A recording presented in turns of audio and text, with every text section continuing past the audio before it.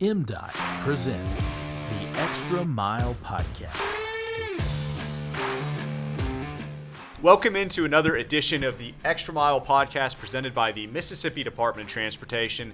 I'm Paul Catul, and as always, I'm joined by my co-host Will Kraft, and I'm pumped about today's guest. He comes highly requested, a little bit of a Mississippi, maybe even like regional celebrity these days. We have Matt Laubhan. He is the Mississippi Live Weather Chief Meteorologist, and he was kind enough, busy guy, kind enough to have us in his studio stay in downtown Tupelo. Yeah, kind of technical expert, janitor, account keeper, kind of all the things at the moment. That's right. He is scaling up a small business and doing a heck of a job, but I appreciate that. Just when we've been in here, I mean, his notifications on all forms, Apple Watch, cell phone, going off like crazy. So thanks for having us. And as a first-time guest, we're going to give you kind of like a little bit of a softball. So just kind of tell us a little bit more about yourself, where you went to school, where you grew up, and, why did you decide to get into meteorology? I came from middle nowhere, Kansas, Russell, Kansas. I mean, right in the middle of the state, so the slab of pavement I-70 through there was huge. It was the only thing that really brought people into and through town. And so we had a lot of, you think of Kansas, you think of the Wizard of Oz, you think of tornadoes. So tornadoes were a thing growing up, and I was scared to death of them, and my parents kind of fed that fear with, knowledge, and I think that's the way we feed all fear. If you give it knowledge, all of a sudden you understand it better, and that just made me very interested in meteorology. And so for most of the way growing up, I wanted to do that. Got to high school age, and Russell, Kansas, where I'm from, is known for Bob Dole, who ran for president and was the Republican nominee in 1996. So, of course, all the way through high school, I wanted to be president and a lawyer because that's what he did. Got to college, failed my Spanish entrance exam, and meteorology didn't have a foreign language component, so I came back to that. No one tells you that math is your foreign language component on that there. But that's how I ended up back here, and it was a blessing that continues to pay off for us. That makes sense. Yeah, makes absolutely. Sense, for sure. Now, how long have you been doing meteorology here in Mississippi now? So a little more than 14 years. Got here in 2011, right before all the tornadoes hit that spring, and we've been very blessed. It's been a good run for us, and it's amazing the way the region's kind of embraced us. Yeah, absolutely. And then I know this is again 14 years in Mississippi. You've been doing this since I've been thinking about it for many years now. But this specific venture here is one, as we just mentioned, sort of new to us. Kind of talk about getting this thing rolling. I have, in a small extent, thought about doing something on my own for quite a while, and it might not be to your viewers, but nationally there's a guy named Ryan Hall. Have any of y'all heard of? Mm-hmm. Okay, anyway, so does weather. And for years, you kind of watch that and you're like, well, he's doing very well on his own, kind of setting his own thing. How does that work? But there's lots and lots of copycats that, don't have anywhere near as many followers. So it just wasn't something that I thought was necessarily viable at this point. And then there was a shakeup in the way our company was approaching weather. They looked as though they were going to lay everybody off earlier this year, went through some major financial issues. And that really kind of got the ball rolling on, what is next beyond TV. Had a number of very, very smart people reach out to me, and this is kind of what we ended up with after that. It's kind of a stepping stone between TV and kind of pure streaming, even though primarily, obviously, we're online. That's right. Yeah. And I mean, I think by all accounts have found great success thus far in this venture, right? Absolutely. And we've had some good models. There's a model, what our group, what we're called Mississippi Live Weather, and you can find us at msliveweather.com. But there's a group up in Tennessee called Tennessee Valley Weather based out of Lawrenceburg, Tennessee. Okay. And that group of people, that community is only 10,000 people, which is fairly small. And they have a staff of about 8 people doing this, own their own building, do sports and news. And I looked at that, I said, if they can make this work, then approached appropriately and, fiscally responsibly, then you can do this anywhere. And so far, we've kind of proven that. Yeah, I think we've heard nothing but good and high remarks out there for sure. I appreciate that. Hopefully that's the case. Hopefully continue to provide that level of service. No doubt. And so something interesting about this, you've done this like yourself, right? I mean, you did the wiring, set up the IT. Obviously, you do the meteorology aspect of it and have hired, others to be a part of this venture. What has then that been like? Kind of like I said, kind of scaling up a small business. The scariest thing I've ever been through by 100. It's just, I should clarify that, I was well respected, well paid, and enjoyed my job. And that's a trifecta I would say less than 5% of people have out there. And I was very fortunate in those ways. And so taking the step and doing this, I think there's a possibility to be more well paid, but clearly a lot busier.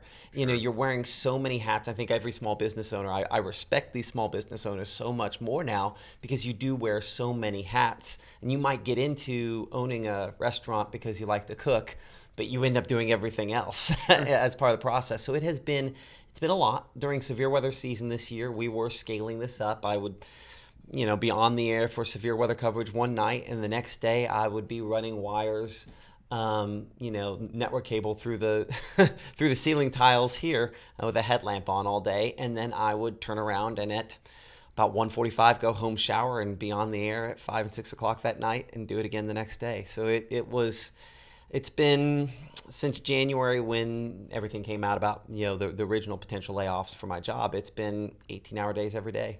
Man, that's wild. And not to go back a little bit too much, but you mentioned the layoffs. So once that happened, once those were announced, you received like an awesome amount of support from the community. Humbling. I mean, all over the internet. Even in Jax, down there, it was almost everything. Every time I got on the internet, it was something about this. And what was it like to get that kind of support from Mississippians? It was, I'm not a native son by any stretch. I'm from Kansas originally. I've only been here 15 years. And it was just very humbling that they reached out. I mean, I knew we were loved and prayed for in this community. People tell me all the time, we pray for your family every night. That's unusual, but that is Mississippi. And that's what's Absolutely amazing about this place. It's just very humbling because people get fired every single day. While we're talking about this right now, somebody probably got fired, and nobody cares. And yet, I was getting fired, and the world in this part of the world erupted to save me and save my staff. And that's just very humbling, and it speaks to the staff that we had at the station and the work that they've done over the decades. That's awesome. Yeah, absolutely. One thing you mentioned, talking about severe weather season, we're sort of in the thick of it from our standpoint as MDOT. One of our main focuses is hurricane prep. What kind of spiels you probably guys aren't quite as much worried about a hurricane up here, but I imagine some of the same sort of weather prep tips fall in line. I mean, people never think it's going to happen to them, right? Or they say, I've been through a Category 2 hurricane. No, you went through the tropical storm portion of a Category 2 hurricane. People tend to underestimate the disruptions, that, hey, you could be without power for weeks. That now means you're without gasoline, to get out if you want to get out, and there's no potable water, and you don't have access to food. I do think that there are certain things that hopefully COVID taught us lessons when everyone went through the unpleasant lockdowns. There's no way to describe it other than that. That we have to think maybe a little bit farther ahead than what we're having for dinner tonight. And I struggle with that as well. So, just making sure those documents are centralized and located, insurance documents, healthcare information, birth certificates, important medications, that you have those in a centralized location, whether it's tornadoes, hurricanes, flash flooding, those are important so that when you need to get out and when you're told to get out, it is absolutely an inconvenience, but it is for your own good. Right. Mandatory evacuation should absolutely be adhered to because ultimately, and you guys know this, that in the aftermath, we're risking lives of first responders who, that is what they sign up for, but that's not what they sign up for. We have to make smart choices. Absolutely. Right? We ask people to make smart choices, not drive drunk. And so make smart choices, and when there's a chance that, you could be without power for weeks, get out. Absolutely. So much of it's preparation and being in the correct mindset. No doubt. I think it's funny. It's one of those things that, we sort of take for granted. You hit the nail on the head. You never think it's going to happen to you. But I can think, 5 days a week when I'm just trying to get out of my house and get the two toddlers, my two little ones dressed and together and make sure I have everything in order and get downtown. Inevitably, I'm going to forget something. It's usually going to be something I was supposed to bring to daycare that day, to be honest. But I'm going to forget something. Amplify that stress times 1,000 when you're told to evacuate, there's a good chance you're going to forget something. Well, and you don't think straight in that moment. Absolutely. Just like you're not thinking straight when a tornado warning is issued for your area. The prep work needs to be done in advance because at that point, it's a very stressful moment for you and your family. So you will forget things. So I know we've all got busy things, and sitting down and getting all those documents into one location is not what you want to do today. But the benefit is that when your brain freaks out, you're just grabbing a plastic tub and going. No doubt about it. Yeah. For sure. And coincidentally, we'll mention a little bit. When this episode is released, it'll be the week of the 20th anniversary of Katrina. I know you said you weren't in Mississippi during that time, but there's a lot of other storm, severe weather events that have happened during your time in Mississippi. So, what are some of those that stick out? In particular, I'm interested in the is it the Amory tornado? Amory tornado. Well, before we jump there, I think one of the most interesting stories, and going back to kind of talking about hurricanes and Katrina, we had some storm chasers up here that went down after Katrina, to help out, brought water, brought food, those sorts of things, and people were very desperate, extremely desperate, and it became a very dangerous place where people were trying to, with guns, steal their water. That's how bad it got. Sure. That's wild. Without power, without water for weeks, there was no communication, going on there. It becomes a Wild West scenario, and that's something that I don't think anybody wants to subject. You mentioned daycare. You don't want to subject your kids and family to that situation. It's just the reason why you have to take those situations seriously. You mentioned Amory a couple years ago. Obviously a major tornado, a significant, city that's still recovering. It takes a long time to recover from these major natural disasters. And that's obviously a challenge. For sure. And let's talk about the viral moment. Yeah. You're on air and there's a life-threatening tornado that's coming through town, and obviously you still have to do your job, but you started praying on air. That's an amazing moment. And I would wish I could claim that was something that I intended to do, but it's not. Sure. It's just I think, and this is not necessarily a podcast for it, but I think spiritual warfare in my life is a huge thing, and I think that those negative self-thoughts sometimes don't come from us. They come from someplace else, because why would I think, hey, this piece of artwork is great, and all of a sudden go, oh, it's ugly. That thought, I believe, comes from someplace else. And so I bring that up because in that moment, I was feeling like what I was putting out was insufficient for the moment people were living in. I see something that could be deadly, heading toward a city that is hopefully prepared, and the words I'm saying are not good enough in that moment. You're not good enough. It's just like you're failing. Like, why can't you pull this together? This is the internal monologue going on while I'm talking about this, and it got to a point where it was crippling, and I looked at it and I'm like, okay, this is the point. You better get it together or somebody's going to die. And so that's when I stopped and I prayed, because that's what we've always told our kids. If you ever feel overwhelmed, stop. Doesn't have to be complicated. Say a simple prayer, and God will come and He will surge, and He will help in that moment. And I go back and watch that coverage, and it was fantastic. It's some of the best coverage I've ever done, that we've ever done as a station at that point at WTVA. And yet, in my mind, I couldn't have thought it was worse. So sometimes you're just overwhelmed, and in that moment, God came bursting through, because I was overwhelmed. Oh, that's incredible. That is incredible. No, yeah, and thankful. It shows a lot, and I think it says a lot when you see how you felt that, the gravity, the weight of the situation, the moment.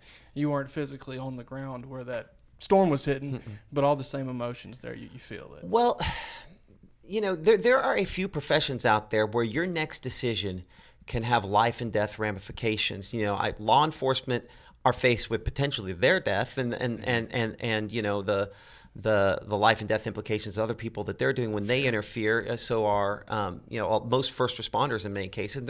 And to a certain extent, your guys as folks that are out there, trying to better the roads, and take care of them when active weather is going on. That you have drivers that aren't usually taking care, and that could be a life and death, situation. So in my situation, in that moment, if I say the right things, it's possible the person at home hears the right thing and then reacts in a proper way. And that's an incredible responsibility. No doubt.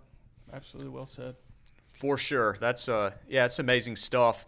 And I stole this question from Richard Cross. You did a great interview with him, I guess last week or the week before.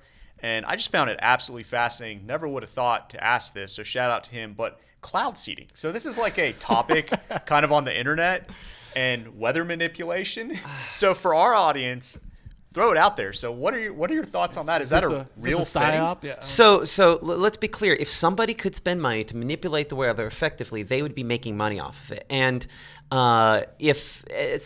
why would we be costing the taxpayers all this money if we could do that? But let's get past whatever psychology would go to it and get to the science. And the science is it just doesn't back it up. That most of what we know about cloud seeding is that it's largely ineffective. You take a cloud that is already pretty much primed to produce rainfall and you make it rain sooner. But that precipitation is typically fairly light. What's used is, I believe it's silver iodide. And it basically acts as a condensation nuclei, basically gets the water droplets to group onto that as it's seeded into the clouds. Typically we do it for more stratiform precipitation, the flat clouds, not the thunderstorm sort of clouds, or something that's on the verge of producing precipitation. Basically you're trying to make it hit sooner, as opposed to it's going to rain over there, we want it to rain here. It kind of works. It doesn't usually work outside of mountains very well, and it's honestly prohibitively expensive. So when you start, this all really, I think, kicked up after the flooding in Texas, the flash flooding there. Yes. And that scenario is not one where anybody would attempt the cloud seed, because you already have a major, you have stalled system, and so the rain is all falling at the same spot. And so it's, in that scenario, you just have the right convergence of air in the atmosphere. We're not manipulating. There's no way really to manipulate the winds on any meaningful scale outside of thermonuclear weapons, which we're not, right, sure. and even then that's almost instantaneous, that and causes more damage. So we can't really manipulate the winds. And in the case of that, it is the wind convergence coming together with the moisture in the right spot, the lift in the right spot, to then produce rainfall for long, long periods of time. And so the interesting thing when you start talking about politically charged issues, it's much more likely climate change was involved in that than cloud seeding in that situation. Because the one thing we can say above all else with climate change is that in a warmer world, you'll have a weaker jet stream, less significant north to south temperature contrast, because as you're melting the polar ice, there's less cold air up there to reference. And so with a weaker jet stream, everything moves slower. So you're likely to get stuck in patterns longer, stuck in drought longer, stuck in a rainy pattern longer, stuck in a stormy pattern longer. And so over the course of the year, that might even out to a similar amount of precipitation, but it happens in shorter bursts, which means more flash flooding, which means more erosion on road surface, near road surface beds, and all the other things that go along with it. And then you end up with drought longer. So as far as meaningful precipitation to crops and other things, lawns, trees, you end up getting less meaningful because more of it's more likely to run off. Fascinating. Yeah, I mean, I think fascinating. That some of that could even play into MDOT, specifically the construction seasons. Some of those rainier, hotter, colder, asphalt won't stick if it's too wet. There's certain conditions that, really effectuate. So that's well, and you get longer droughts more often, which then, of course, the contraction of, the road surface, and you end up getting cracks that go along with that. And then you follow those cracks up if they're not immediately attended to, because they happen everywhere. It's impossible for that to happen, with water intrusion that then further erodes road beds and speeds up the degradation of the road surface, I think. I don't know. That's right. I'm not an engineer on Nailed that, but that makes sense to me that'd be the case. So it's one of those things that it's difficult to say, as it's happening, that's for sure is climate change. But you can go back and do studies and be like, yeah, because of the way this is all working, that these are the costs that start adding up. Makes sense. Oh, for sure. Very good explanation. Yes. That is fascinating. I'm going to play that back a few times for my own personal use just to understand it. But we have some fun questions, but I did want to give you an opportunity. Please, once again, plug everything you do. What time are you broadcasted? Website, app? Tell us the whole deal. So we are live at 5 o'clock, 6 o'clock, and 10 p.m. Monday through Friday, and 6 and 10 on the weekends at this instant. By the time this airs, We will have a morning show that we're also doing, and that'll be live at 6:30, 7, and 7:30 is the times we're expecting to do that in the morning. But then you can check us out live at msliveweather.com. We have a Roku app. Just search for Mississippi Live on Roku, and you can search for Mississippi Live or Mississippi Live Weather in the App Store. We're at about 120,000 downloads of our mobile app, which is incredible to me. Eventually coming to Apple TV and Fire Stick and that kind of stuff. We do have some QR codes. I might give you that image. We might post that over please, this. Yeah. That you can get that information there. But it's kind of interesting monitoring when people are watching and how, because viewing habits have been changing for a long time. Here in North Mississippi at the television station I was at, though, we still had a very high traditional viewing audience at those traditional times, and that's part of the reason why we kind of kept them here. Gotcha. So, cool. but it's interesting, and we have a I should mention we have a 24/7 weather channel on all those, and that's kind of cool. So we have updates that go there as well. What a great service. That's awesome. We were checking it out earlier at lunch. I'll mention here in a minute, but yeah, app looks great, very intuitive, easy to use interface.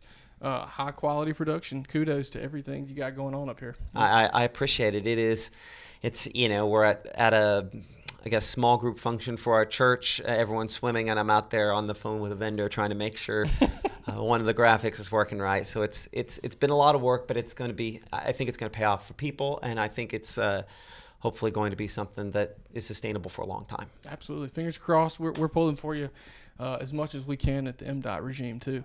Appreciate it. With that, let's move into sort of the wrap up here. We always like to get two little fun questions at the end of the show. As a podcast, as a people, we like to eat and we like some music. Yeah, lots of music. I know it might be difficult. You're going to have a little wider array of geographical literal ground to cover as far as restaurants are concerned here, but is there a place maybe if you don't want to give one favorite or a multiple, maybe there's a spot you don't get to go to too often, that a restaurant somewhere that's, man, anytime we're in the neighborhood we got to eat there?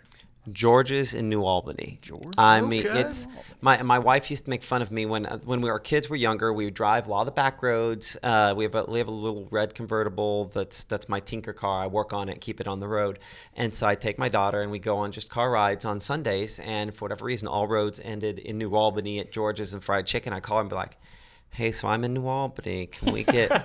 And she's like, "Yes, we can have George's tonight." Yes. Now, how far is that from here? Because I'm a little thrown off with. So it's about 30-ish minutes from where we're at here. And I lived in the northern part of the county, and so I got there at about 20 minutes or something like that, depending on speed. I think every time I've been to New Albany, we have left from Jackson. So it's, New Albany, you can't get there from here. It's wherever I'm at. But yeah, okay, a little closer from here. If you ever end up there, I'm telling you, they quit serving on Sundays during COVID, so I do miss that. We would end up there 3 times as often if they were open on Sundays. But it's, there are other fried chicken places that also, skip the Sundays. But that is, if you haven't checked it out, I mean, there's so many amazing restaurants that I could list, but that's just... that's one that even if I had fried chicken yesterday, I'd take fried chicken today from there. Look, I get it. I could eat it 5 days a week. Absolutely. George's in New Albany. Put it on the list. It's going on the list, and one of the things I've seen on the internet lately regarding you has been there's this guy that's like obsessed with you on a food blog in North Mississippi. So maybe you guys can get together and go to George's. And I think we will probably do that. I met him the first week we were live, believe it or not, on like a Friday where he just happened to be there doing some stuff, and so we took a couple pictures. But he is funny. We joke that I joke with my wife that by not officially interacting with him, he gets way more interaction. Right. Based on that, I think they're hilarious because they're going down the whole, I guess, M&N Stan route. Okay. I'll have to check that out. Yeah, no, I'm not familiar. It is hilarious. I'm sure as a meteorologist, you knew you were going to be, recognized and stuff. But I mean, it's gone to the next level. People are asking you for selfies and all this kind of stuff. It really is. And I find as far as that's concerned, I take my wife jokes I'm a goldfish. I never see it coming. It's like, oh, I'm surprised. Like, wait, you want a selfie? Every single time. Because I found the few times where I'm like, as that person says, hey, and they're looking past you. And so I would always rather be surprised than be that guy. Yeah, I'm sure. Makes sense. That is very funny. So one last question for you. Will said we love food, we love music. Is there a concert that you've attended in the past or recently that has stood out in your mind? What kind of music does Matt So traditional Matt loves Pink Floyd. They will never tour again, so yeah. no concerts there. And a lot of other different types of music. Recently, I'm very much into Jesus music, as we say. Yeah. We have kids, and there's so many voices in our life, and in my opinion, making sure to have those voices of truth, there. That's part of the reason why it uplifts me, and it reminds me of whose I am and who's taking care of me. When you're doing something like this that can overwhelm you, that you're doing it for somebody else and for a reason.